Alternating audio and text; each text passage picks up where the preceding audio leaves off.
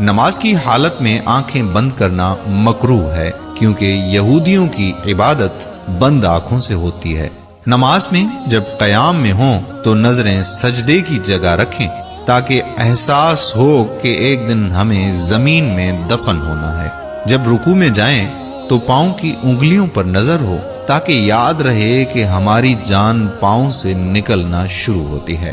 جب سجدے میں جائیں تو ناک کی سمت میں دیکھیں، کیونکہ مرنے کے بعد سب سے پہلے ناک کے حصے میں تبدیلی آتی ہے۔ اور جب قاعدے میں بیٹھیں تو نظریں دامن یعنی اپنی جھولی کی جگہ ہونی چاہیے، تاکہ یہ بھی احساس ہو جائے کہ ہمارا دامن اب بھی خالی ہے۔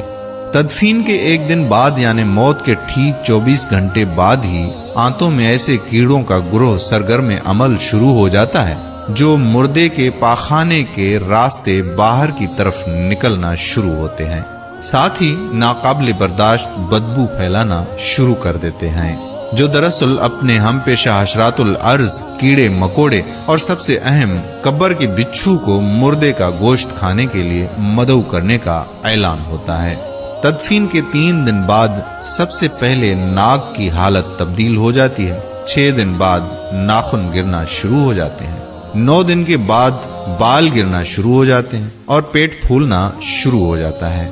17 دن بعد پیٹ پھٹ جاتا ہے اور دیگر اجزاء باہر نکل آتے ہیں، 60 دن بعد مردے کے جسم سے گوشت ختم ہو جاتا ہے، 90 دن کے بعد تمام ہڈیاں ایک دوسرے سے جدا ہو جاتی ہیں، 1 سال بعد ہڈیاں بوسیدہ ہو جاتی ہیں اور 2 سال بعد ہڈیوں کا وجود بھی ختم ہو جاتا ہے۔